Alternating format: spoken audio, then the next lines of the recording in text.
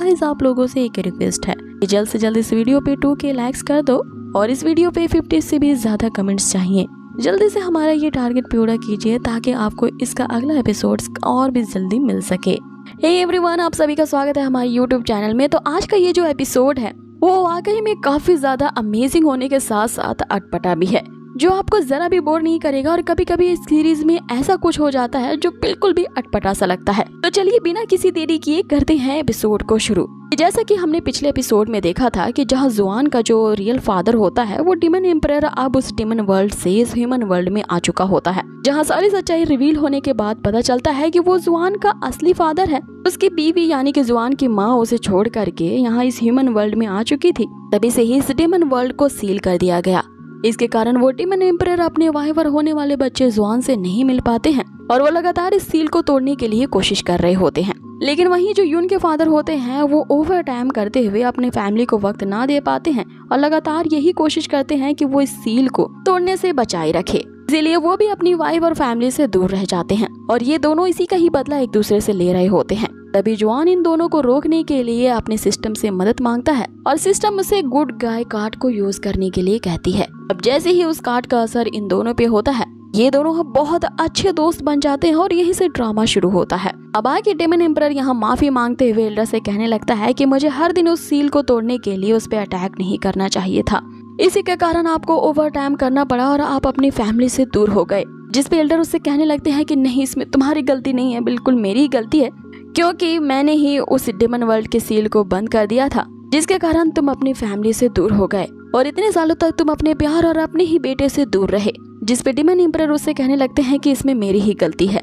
अगर मैं जुआन की माँ से उस समय लड़ाई नहीं करता तो वो अपने पेरेंट्स के घर जाने की जिद नहीं करती। मैं भी इसमें बराबर का जिम्मेदार हूँ। अगर मैं उसे जाने से रोक लेता उसे समझाते हुए, वो मुझ पे गुस्सा निकालने के लिए नाराजगी से मुझे छोड़ करके नहीं जाती। जिस पे एल्डर अब उससे कहने लगते हैं कि इस तरह की बातें करना बंद करो, मैं ही रिस्पॉन्सिबल हूँ इसके लिए, क्योंकि मैं ही एक अच्छा इंसान नहीं हूँ।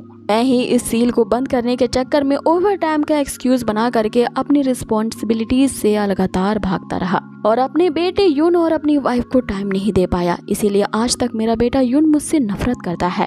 जिसपे ये दोनों ही अब हाथ मिला के कहने लगते हैं कि हम दोनों ही की हालत एक जैसी है, क्यों ना हम अपनी दुश्मनी को भुला करके आपस में भाई बन जाएं।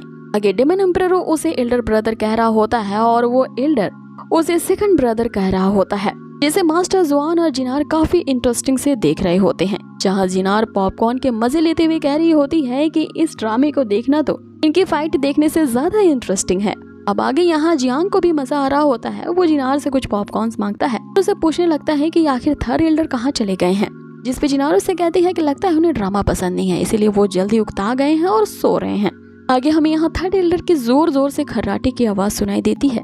दूसरी तरफ ये दोनों ऐसे मिल रहे होते हैं कि जैसे जन्म जन्मों के पिछले ब्रदर्स एक दूसरे से मिलते हैं। अब आगे एम्परर उनसे कहता है कि अब जब आप मेरे भाई हैं, जिस तरह से आपने मेरे बेटे को अडॉप्ट किया है और उसके गॉडफादर बन गए हैं, क्यों ना मैं भी आपके बेटे यून को अडॉप्ट कर लूं और उसका गॉडफादर बन जाऊं। जिस पे एल्डर उसे कहते हैं कि अरे ये तो तुमने मेरे मुंह की बात छीन ली है। अब ये सुनते ही जो यून और जुआन होते हैं वो तुरंत ही अपनी पोजीशंस चेंज कर लेते हैं और एक दूसरे के फादर को ही गॉडफादर मानते हुए वो यहाँ पे अपना होमेज पे करता है।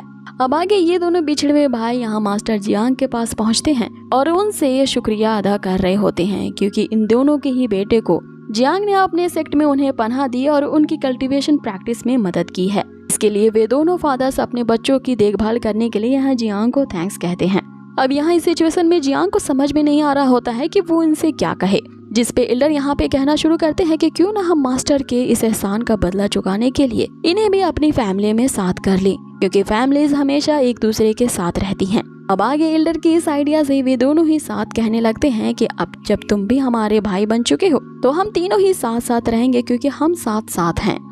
अब यहाँ जो अगला सीन आता है वो बड़ा ही फनी होता है। जियान भी इनके इमोशनल ड्रामे से काफी ज्यादा इमोशनल हो जाता है और वो भी इन दोनों के अपना भाई एक्सेप्ट कर लेता है। अब यहाँ पे जियांग एल्डर को बिग ब्रदर और उस डिमन एम्परर को सेकंड ब्रदर कहता है कि तभी जो एल्डर है यानी कि यून के फादर जो हैं वो इस डेमन एम्परर को सेकंड ब्रदर और यहाँ पे जियांग को थर्ड ब्रदर कहते हैं। तो तभी जब डेमन एम्परर है वो यहाँ पे एल्डर को बिग ब्रदर और जियांग को लिटिल ब्रदर कह रहे होते हैं, और ये तीनों इसी तरह से लूप में एक दूसरे को थर्ड ब्रदर, एल्डर ब्रदर और यंग ब्रदर कह रहे होते हैं। अब आगे जो यहाँ पे जियांग के डिसाइपल्स होते हैं वो भी इस बात की काफी खुशी जताते हैं, क्योंकि मास्टर भी अब उनकी फैमिली का हिस्सा हो गए हैं, इसीलिए वे सभी भी अब क्लोजर फैमिली बन गए हैं और सारे यहाँ एक साथ ही कहते हैं कि अब हम साथ साथ रहेंगे। इधर जिनार अभी भी मजे ले रही होती है ये कहते हुए कि ये ड्रामा तो हद से ज्यादा इंटरेस्टिंग होता जा रहा है। अब आगे वे यहाँ पे एक ऐसे रिचुअल को भी परफॉर्म करते हैं जिसमें वे तीनों ही हाथ पकड़ के शपथ ले रहे होते हैं कि हम साथ जिएंगे और साथ मरेंगे भी,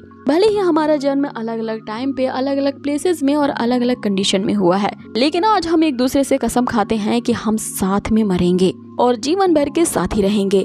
अब आगे इनका जैसे ही प्यारा भरा रिचुअल खत्म होता है, एल्डर जो होते हैं वो डेमन एम्परर से ये सवाल पूछते हैं कि जब हम एक फैमिली बन चुके हैं तो सेकंड ब्रदर मैं तुमसे ये पूछना चाहता हूँ कि आखिर तुम ह्यूमन वर्ल्ड पे अटैक क्यों करना चाहते थे। जिस पे डेमन एम्परर उनसे कहता है कि एल्डर ब्रदर सारा का सारा दोष इन ह्यूमंस का ही है, जितनी भी मानव जाति है इन्होंने पूरी तरह से बेड़ा गर्क कर रखा है हमारे डेमन वर्ल्ड की इकोसिस्टम का। इसके कारण हमारा डेमन वर्ल्ड जो है उसका इकोसिस्टम खराब होने के कारण वो जल्द ही डिस्ट्रॉय होने वाला है। जिस पे यहाँ पे एल्डर उसे कहते हैं कि जब ऐसा ही होने वाला था तो तुमने मुझे पहले क्यों नहीं बताया। मैं आज ही उस डेमन वर्ल्ड के उस सील को अनलॉक कर दूंगा, क्योंकि मैं अपने भाई के साथ साथ उसके पूरे क्लैन को मरने नहीं दे सकता। डेमन वर्ल्ड के मेरे जितने भी भाई हैं अब ज्यादा सफर उन्हें नहीं करना पड़ेगा। सील के ओपन होते ही ये सभी के सभी ह्यूमन वर्ल्ड में आकर के रहेंगे। अब यहाँ पे डेमन एम्परर उसे रोकते हुए कहता है कि बिल्कुल ऐसा नहीं हो सकता, क्योंकि मैं अपने ही भाई को इतनी परेशानी में नहीं डाल सकता, क्योंकि यहाँ पे सभी को ला करके मैं तुम्हारे लिए कोई मुसीबत नहीं खड़ा करना चाहता हूँ। जिस पे एल्डर उसे कहते हैं कि ऐसा नहीं हो सकता, मैं तुम सभी को बचा करके ही रहूंगा, इसीलिए मैं अभी का अभी उस सील को तोड़ने जा रहा हूँ।